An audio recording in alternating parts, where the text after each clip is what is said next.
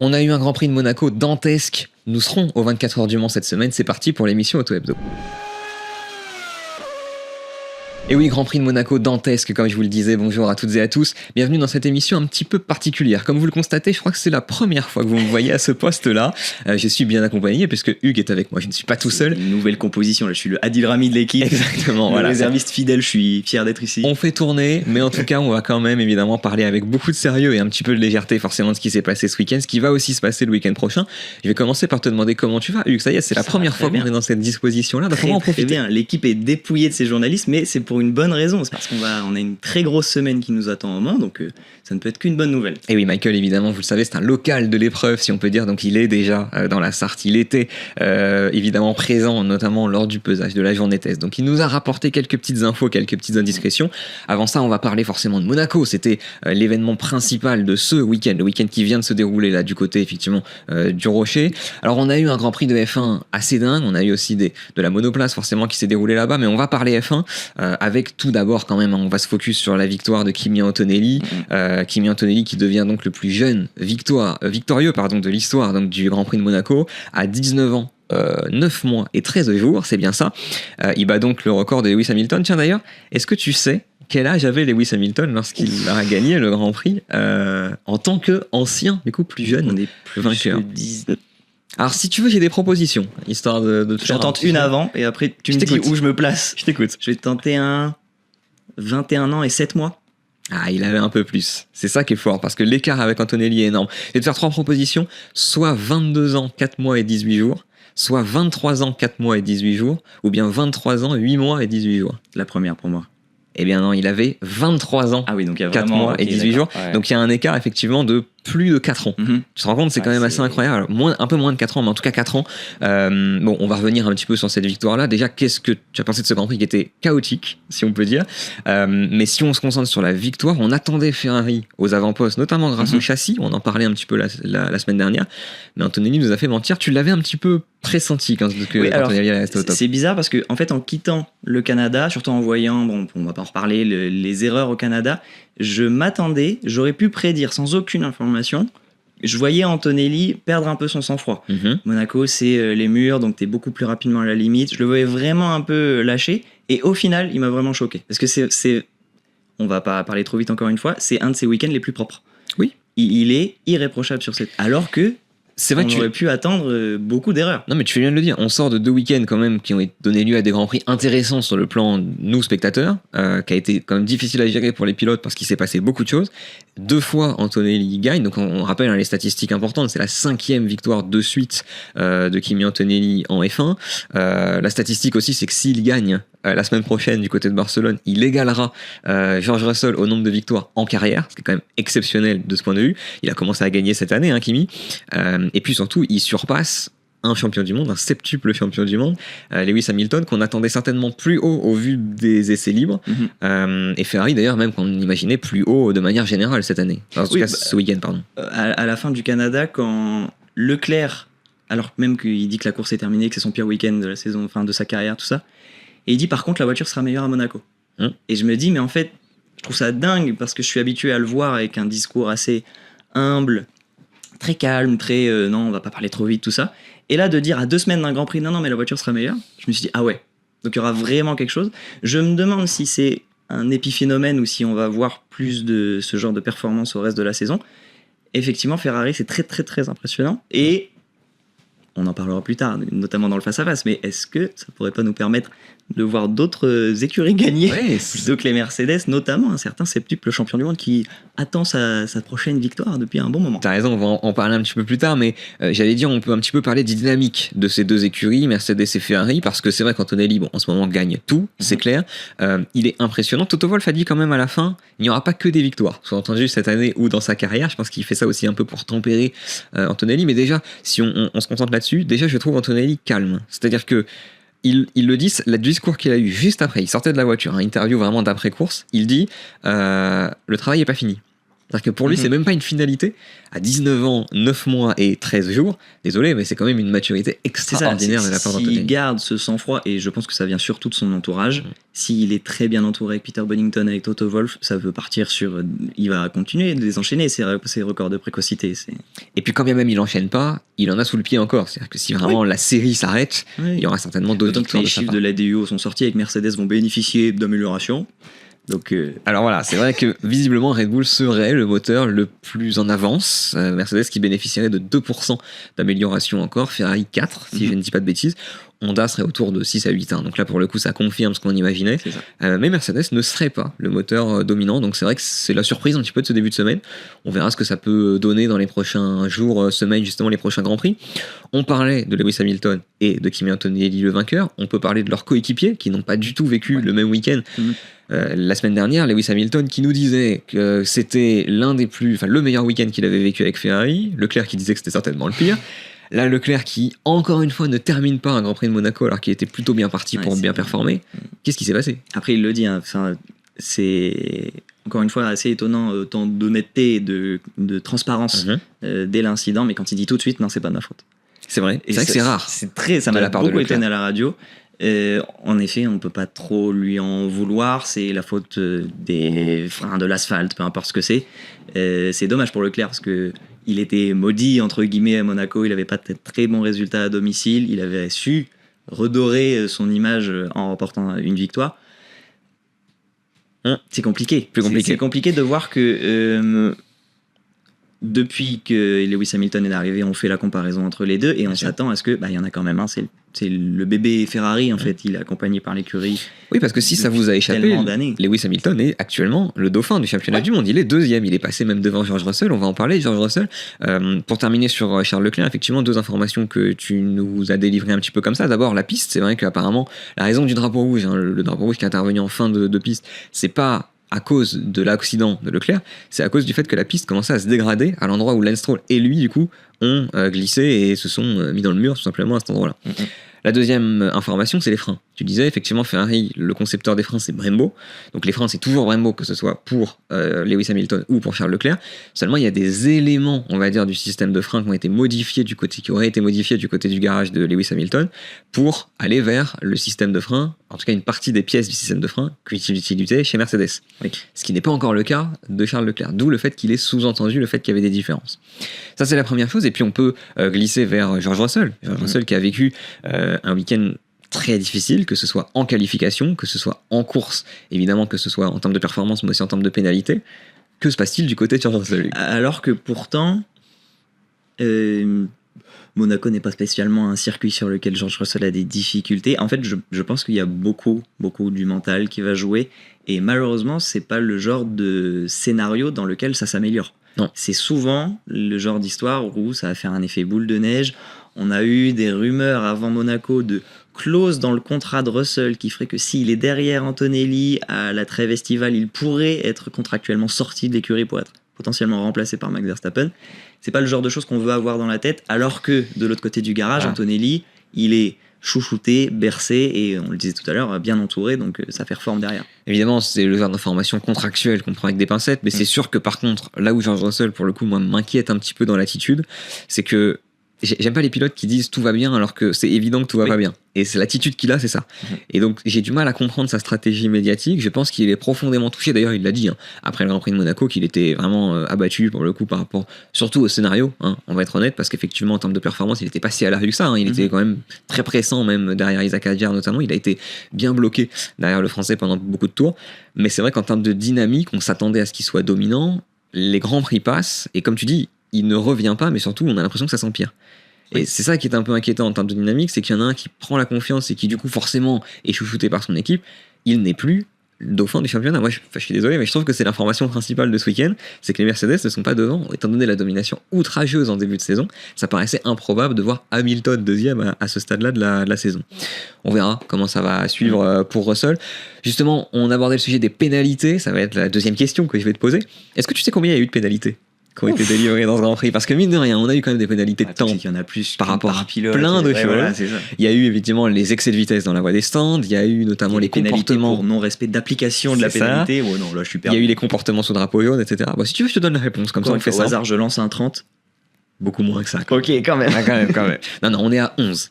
Okay. 11 pénalités de temps délivrées dans ce Grand Prix. Alors évidemment, il y a eu des enquêtes ouvertes qui n'ont pas donné lieu à des pénalités. Hein. Ça aussi, il faut le rappeler, notamment potentiellement le fait que Lewis Hamilton et Isaac Hadjar aient laissé trop de voitures d'espace, d'équivalent de voitures d'espace sous safety car. Tout ça a été évidemment lavé de tout soupçon par les commissaires. Mais en tout cas, 11 pénalités, dont un grand nombre à cause, je le disais, d'excès de vitesse dans la voie des stands. Je vais vous lire la déclaration de la semaine, celle de Pierre Gasly, qui disait du coup après le Grand Prix: honnêtement, je ne sais pas quoi dire, je n'ai pas de mots. Pour les 2 arrêts au stand, je mets le pit limiter, donc le limitateur de vitesse évidemment dans la voie des stands. Il est réglé à 59,5 km/h avec une limite à 60 km/h, donc je ne sais pas ce qu'il s'est passé. C'était un podium à Monaco, je suis dégoûté. Pour rappel, il a passé donc la ligne d'arrivée en 3e position, Pierre Gasly, et il a été rétrogradé en 7e place après application de la pénalité. Qu'est-ce que t'en penses? Finalement, c'est Isaac Hadjar qui hérite du podium, mais ça semble quand même très très dur. Pour les Français, on est quand même content de voir un Français sur le podium.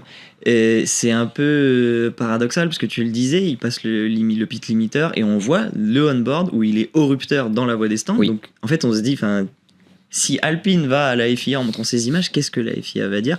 Donc on attend de voir parce qu'ils ont fait appel donc de la pénalité, on va voir comment cette affaire va avancer. C'est vraiment dommage de voir que une écurie française, encore un petit peu, et finit virtuellement sur le podium, en tout cas passe le drapeau à Damier en 3e position. Ça ne peut être que rassurant pour Alpine. On va essayer de se rassurer sa performance dans ces informations-là. Voilà. Exactement. Se dire que Colapinto fait son meilleur résultat au Canada, que là il affiche avec, même si c'est pas un podium, une voiture qui passe le drapeau à Damier en 3e position. On espère que ça ne peut être que pour du bon derrière. Et en tout cas, les pénalités, pour terminer sur le sujet, ils ont été plusieurs à les avoir justement pour la même raison. Lewis Hamilton, j'ai plus exactement la liste en tête même des pilotes qui ont été pénalisés pour ça. Mais tout le monde avait son petit point d'exclamation. C'est assez énorme, et les informations qui nous sont parvenues après, c'est qu'ils ont dépassé pour la plupart de 0,1 km/h. Donc est-ce que c'est un problème de capteur? Est-ce que c'est un problème de mésentente entre les équipes et la FIA? Dans tous les cas, il y a eu un problème. Et que cette vitesse dans la voie des stands à Monaco, c'est pas commun, et ça reste à élucider après ce Grand Prix. Dernière question, ça concerne évidemment Isaac Hadjar qui a fait podium avec Red Bull, son premier. Il monte donc sur le podium, voilà, donc effectivement en tant que second pilote Red Bull. Est-ce que tu sais depuis combien de Grands Prix le second pilote Red Bull était monté sur le podium? Alors, je peux te faire 3 propositions encore une fois. Elles sont proches, je les ai fait difficiles. Mais... Vas-y, est-ce que c'est 49, 54 ou 61? Donc effectivement, tu l'as deviné depuis le dernier podium de Pérez. Ouais, donc Pérez, on va dire 54. Et on est à 49. Okay. Mais en tout cas, 49, ça reste quand même conséquent. Ça fait quasiment 2 saisons. C'est quand même énorme. Isaac Hadjar qui était frustré parce qu'il a vécu un Grand Prix, on va en parler, très difficile dans la voiture, mais il termine avec un podium, très juste récompense, et il commence à prendre de l'ampleur dans cette écurie. Presque inespéré ce podium. C'est vraiment à la fin se dire qu'il termine sur le podium quand on l'a vu râler sur les freins, la batterie, l'utilisation de la voiture tout au long du week-end sur son ingénieur. C'est un peu circonstanciel forcément avec les abandons et les pénalités qu'on a vues, mais de se dire que alors que tout était amplifié dès qu'il faisait le moindre petit accident depuis le début de saison et que la comparaison est très vite faite avec Max Verstappen et qui râlait sur le fait que la voiture était peut-être plus développée dans le sens du champion du monde. Là, de se dire que, bon, c'est encore une fois circonstanciel, mais ça montre que Hadjar est capable de se mettre au niveau. C'est ce qu'on demande, c'est le strict minimum pour un second pilote Red Bull. C'est quand Verstappen n'est pas là ou quand il y a des circonstances de course, il faut être là.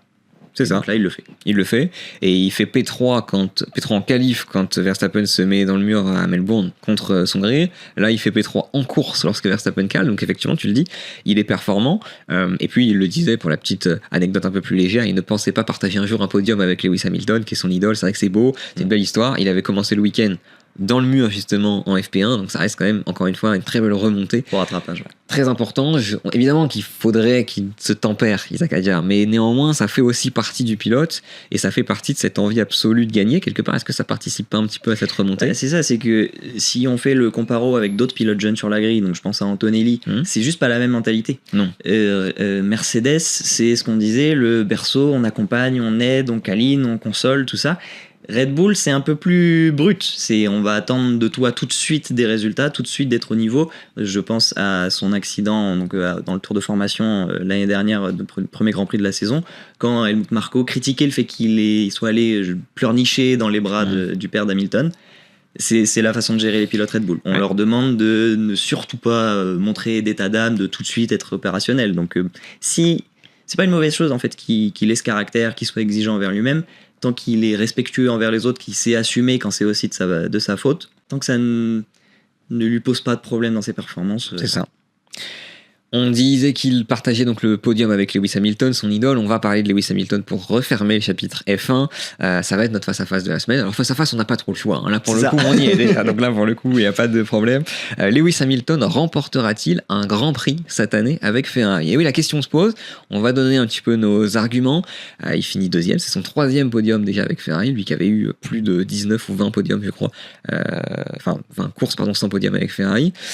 Est-ce que tu veux commencer? Lewis Hamilton remportera-t-il un Grand Prix cette année avec Ferrari? Comme je te sais fan d'Hamilton, je vais commencer en disant que non. Pour moi, Lewis Hamilton n'ira pas gagner un Grand Prix cette saison. Ça me fait mal au cœur parce que j'aimerais, bien évidemment, dans ma famille, il y a plein de fans d'Hamilton. Donc j'aimerais, bien évidemment, même pour l'histoire, voir Hamilton gagner avec Ferrari. Je pense que, attention, Ferrari peut aller gagner un Grand Prix cette saison, mais que ce ne sera pas Hamilton.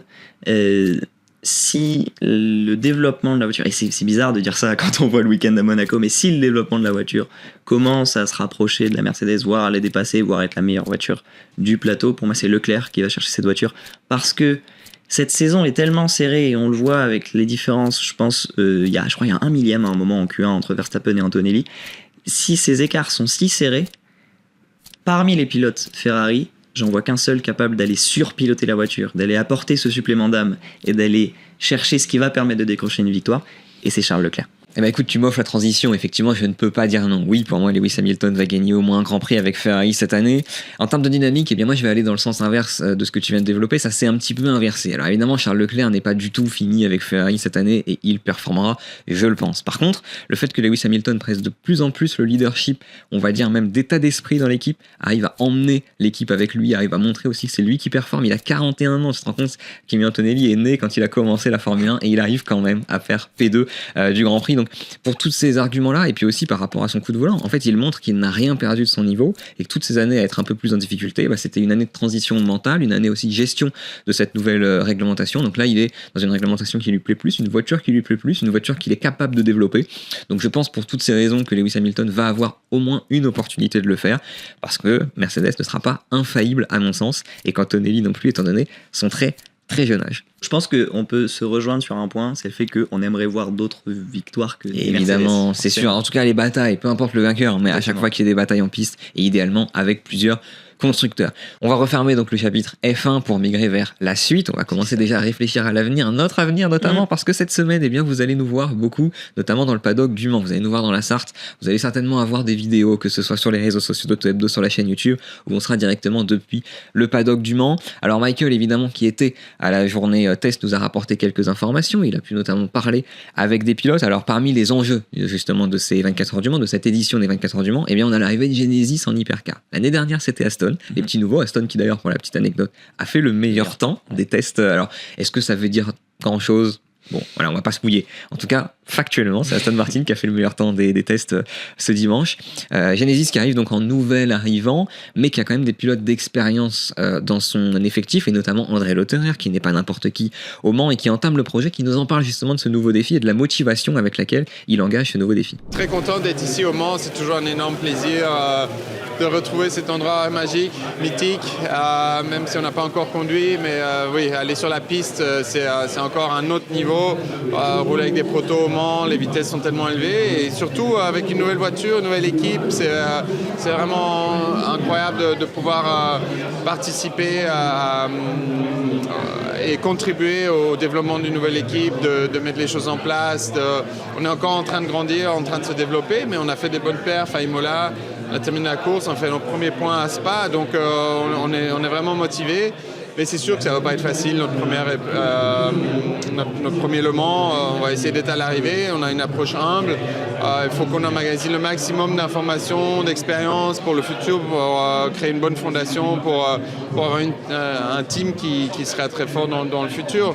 Là, on sait qu'on a une bonne base, une bonne voiture avec Oreca qui nous donne une voiture qui est sympa à conduire, mais on n'est pas encore en mesure d'extraire le maximum de performance de la voiture. On doit encore améliorer, on sait ce qu'il nous faut, mais c'est des choses qui n'arrivent pas du jour au lendemain. Et c'est dur de débuter aussi dans ce championnat. Jusqu'à ce que les gens comprennent quelle performance on a, etc. Donc on va se concentrer sur nous-mêmes et faire mieux. Tiens, d'ailleurs, vu qu'on parle d'André Lotterer, on va suivre évidemment toutes les équipes et notamment les équipes françaises. Est-ce que tu as une idée de où André Lotterer et Loïc Duval ont partagé la piste avant Le Mans et hors endurance? Est-ce que ce serait pas en DTM? Alors, il a fait du DTM, mais ils ont partagé la piste au Japon. Ah, Super Formula. En Super Formula. À l'époque, ça s'appelait la Formule Nippon, effectivement. Alors, pourquoi je vous parle de Loïc Duval, vous allez me demander? Eh bien, Loïc Duval, tout simplement, qu'on a reçu dans l'émission, dans l'entretien, justement, de l'émission, que vous verrez cette semaine, qui sera diffusée ce mercredi sur la chaîne YouTube. Donc, un long format, justement, qui nous parle... La semaine du Mans. Ah, c'est la semaine du Mans. Endurance, c'est thématique. Il nous parle, évidemment, de ses débuts avec Peugeot, de son recul, justement, dans le programme avec la 9X8, de ses souvenirs du Mans, notamment, mais aussi, évidemment, du Japon et de tout le reste, de sa partie médiatique. Donc, voilà, vous pourrez trouver ça ce mercredi sur la chaîne YouTube avec Loïc Duval. On va parler maintenant des autres catégories. On a notamment le français Tom Dillman qui est venu nous glisser quelques mots. Il était victorieux lui l'an dernier en LMP2 avec Inter-Europol et il va faire face à un plateau particulièrement relevé cette année. On a notamment des nouvelles équipes. Je pense notamment à Duquesne qui est là, qui arrive, équipe française. Je pense notamment à Kevin Estre qui va rouler en LMP2 cette année. Donc voilà, Tom Dillman qui nous parle un petit peu de ses enjeux et de son ressenti avant d'aborder les 24 heures du Mans. Tom Dillman, on est de retour ici aux 24 heures du Mans. Qu'est-ce que ça fait de revenir en tant que vainqueur en titre dans cette catégorie LMP2? Moi, je dirais que c'est un peu plus relax. Après, il y a beaucoup de concentration et de détermination quand même. Mais de l'avoir gagné une fois, ça enlève un poids sur les épaules, disons. Parce que ce genre de course que tu as vraiment envie de gagner dans ta carrière, chaque année, si tu ne la gagnes pas, tu dis une chance de moins, quoi, une année de plus de passer sans la gagner. Donc voilà, c'est juste que c'est un peu plus relax, mais quand même, on a envie de la gagner à nouveau. Venir avec le même équipage, la même équipe, il y a toujours cette notion de continuité qui est importante au Mans et qui joue aussi dans la performance sur 24 heures certainement. Tout à fait, d'avoir le même line-up, c'est un gros avantage. Chacun a son rôle, ses forces dans notre équipage, donc ça fonctionne très bien et c'est sûr qu'on gagne pas mal de temps pendant la semaine avec le même équipage, on sait exactement où on doit aller. On a vu pas mal d'équipages qui changent aussi par rapport à ce qu'on voit en LMS, il y a pas mal de pilotes qui viennent en plus au Mans. Qu'est-ce que ça change dans le côté compétition justement et concurrence, surtout sur ces 24 heures? L'année dernière, à la même heure, j'avais dit qu'on était les favoris pour moi. Voilà, je ne m'étais pas trompé. Je pense que cette année, on est toujours favoris, mais il y aura peut-être plus de voitures dans le coup pour la gagne, notamment nos équipiers, TDS, United, etc. Mais après, voilà, il faut se concentrer sur nous-mêmes. Comme on a dit, le fait d'avoir le même line-up, c'est un avantage.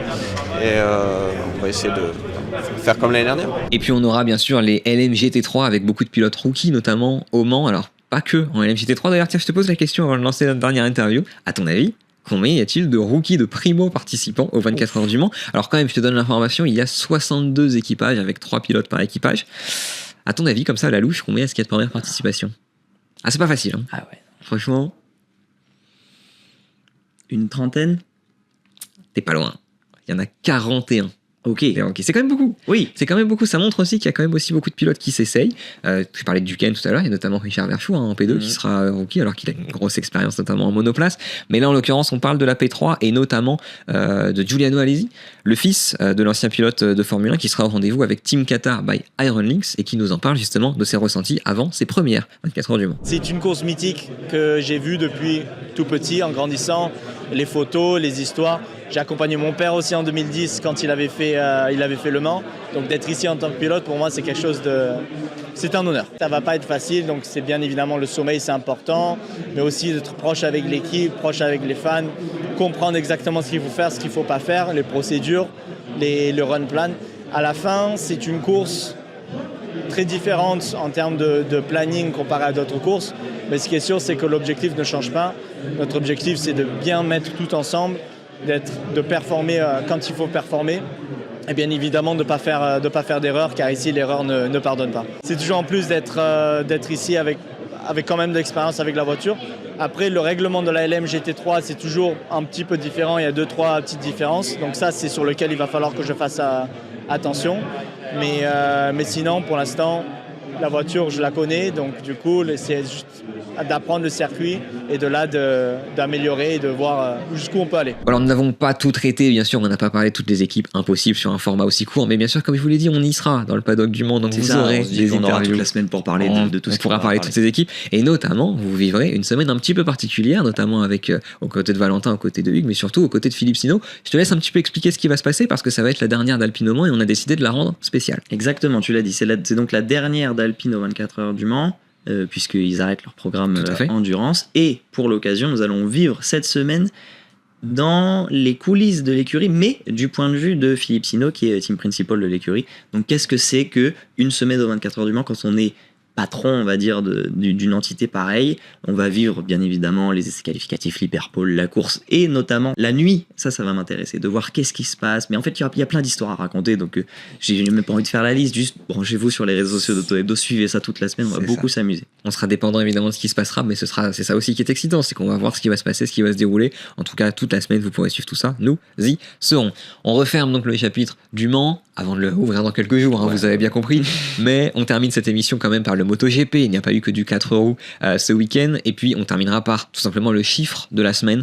Ce qui s'est passé en MotoGP, c'est assez extraordinaire, du moins historique. On a eu un très jeune vainqueur avec Antonelli en F1. On a eu la 100e victoire de Marc Marquez en MotoGP sur le Balaton Park en Hongrie. Alors pour la petite anecdote, c'est la 100e victoire de Marc Marquez en MotoGP, ça d'accord. C'est la 100e victoire de Ducati Corse. Ok. Et cela se déroule lors de l'année des 100 ans de Ducati. Donc, dans tous les cas, voilà, on est sur un week-end particulièrement symbolique. En tout cas, Marc Marquez qui est de retour au top. C'est vrai qu'on a eu les deux Aprilia qui ont chuté, Jorge Martin et Marco Bezzecchi. On les imagine de retour au top lors des prochains week-ends parce qu'effectivement, l'Aprilia reste très dominante. Mais en tout cas, Marc Marquez qui a marqué le coup, qui montre que quelques semaines seulement après son accident particulier, quand même, au Mans. Je te rappelle, c'était le pied, je crois, qu'il a posé au sol. On pouvait s'attendre à ce qu'il soit absent très longtemps, mais c'est Marc Marquez, donc évidemment, dès 2 semaines plus tard, il était de retour sur la moto. En fait, la 100e victoire, on l'attendait au bout d'un moment, c'était sûr qu'elle serait arrivée. Mais de voir qu'elle arrive si vite après un accident, c'est exceptionnel. Alors c'est vrai que le circuit lui correspondait quand même. C'est beaucoup de virages à gauche, c'est difficile de dépasser sur le Balaton Park parce que beaucoup d'angles droits. Néanmoins, il a montré que même réduit, même amenuis, si on peut dire, il est capable de l'emporter à nouveau. Donc voilà, on fera le point évidemment, mais Marc Marquez qui avait gagné la Tchéquie l'année dernière, la Tchéquie qui est le prochain rendez-vous qui aura lieu donc du 19 au 21 juin, pas la semaine du Mans, mais la semaine suivante. Okay. On va quand même pouvoir un petit peu se reposer, même s'il y a quand même de la F1 la semaine prochaine, notamment Barcelone, F1, F2, F3. On salue évidemment pour terminer, ça me tient à cœur, Théophile Naël qui avait fait la pole. Oui. Voilà, du côté de Monaco qui termine deuxième, il égale son meilleur résultat en F3. On espère évidemment qu'il remportera une victoire avant la fin de la saison. Chercher. Comme en Formule 2, Raphaël Camara, mais ça c'est autre chose. On en parlera évidemment des formules de promotion à l'occasion. En tout cas, merci Hugues de nous avoir accompagnés dans cette émission. Vous pouvez retrouver comme d'habitude le magazine en version numérique dès ce lundi soir, en kiosque ce mercredi. Et puis comme on vous a dit, suivez tous les réseaux d'Auto-Hebdo, y compris la chaîne YouTube, parce que vous aurez des vidéos bien cette semaine, parce tous que là... les jours. Voilà, c'est vraiment la semaine à suivre. Merci encore à vous et on se dit à très bientôt, en tout cas à cette semaine dans le paddock.